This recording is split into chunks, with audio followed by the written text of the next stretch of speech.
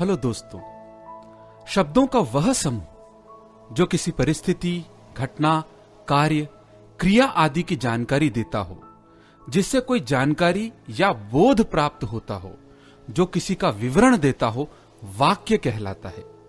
वाक्य ही भाषा की बनावट है और वे ही भाषा को सुसज्जित करने का कार्य करते हैं। वाक्य कई तरह के होते हैं और सभी की संरचना भी भिन्न होती है।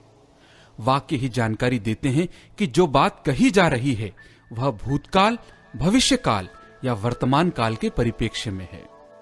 वाक्य के आधार पर ही कालों की पहचान होती है और वाक्य का प्रकार ही कही बात का प्रकार तय करता है। आइए अब हम समझते हैं सेंटेंस स्ट्रक्चर अर्थात वाक्य विन्यास। एक वाक्य बनाते समय, सेंटेंस बनाते समय सबसे पहले आता है सब्जेक्ट प्लस वर्ब। अब वर्ब दो प्रकार के हो सकते हैं, एक्शन वर्ब या helping verb, plus object plus extra information.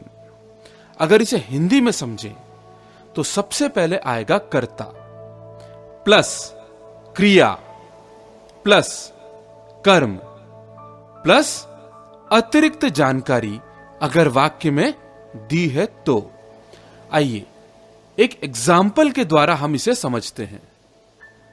Anand plays football in the ground, अर्थात आनंद मैदान में फुटबॉल खेलता है। अगर इस वाक्य में हम देखें तो आनंद सब्जेक्ट है, प्ले वर्ब है, फुटबॉल ऑब्जेक्ट है और इन द ग्राउंड अन्य जानकारी है अर्थात एक्स्ट्रा इंफॉर्मेशन है। अब अगर हम एक सेंटेंस में देखें तो सब्जेक्ट कई तरह के हो सकते हैं, जैसे आई अर्थात मैं या मैंने, यू अर्थात तुम, तुमने, आप, आपने, they, we, he, she, my, your, brothers, sisters etcetera. आपकी वर्कबुक में ऑलरेडी हमने जो मुख्य सब्जेक्ट्स हैं उनकी एक लिस्ट आपको दी हुई है। अगर हम ऑब्जेक्ट्स की बात करें तो ऑब्जेक्ट्स कई तरह के हो सकते हैं, जैसे me, you, us, them, him etcetera. हमेशा ध्यान रखें कि सब्जेक्ट और ऑब्जेक्ट्स हमेशा नाउन होते हैं। वर्ब की अगर हम बात करें एक वाक्य संरचना में तो वर्ब के 4 फॉर्म होते हैं। आपकी इस बुक में इन चारों फॉर्म्स की, चारों प्रकार की जो लिस्ट है वो आपको दी गई है। उदाहरण के लिए जाना, इसके लिए इंग्लिश में वर्ब है गो।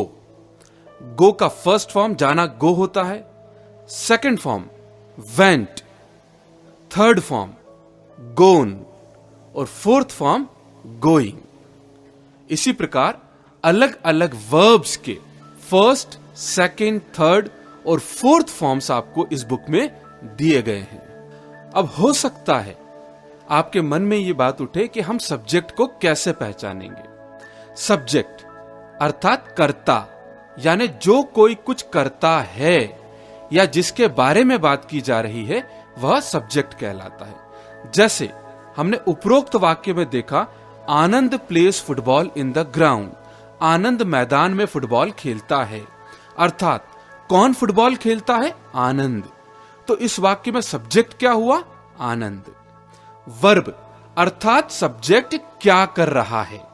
इस वाक्य में आनंद क्या क्रिया कर रहा है? खेलना। तो क्रिया हुई, वर्ब हुआ प्ले। फिर आता है ऑब्जेक्ट अर्थात कर्म।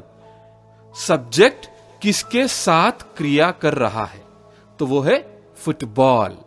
अब हम एक एग्जाम्पल और लेते हैं। The birds are flying in the sky, अर्थात पक्षी आकाश में उड़ रहे हैं। अब इस वाक्य में अगर आप देखें तो कौन आकाश में उड़ रहा है? द बर्ड्स, पक्षी।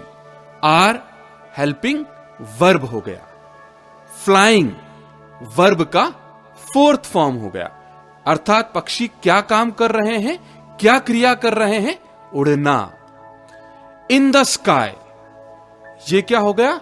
ऑब्जेक्ट अर्थात कर्म कहां उड़ रहे हैं? आकाश में। तो दोस्तों, उम्मीद है आप अब पूरी तरह से वाक्य विन्यास, सेंटेंस स्ट्रक्चर समझ गए होंगे।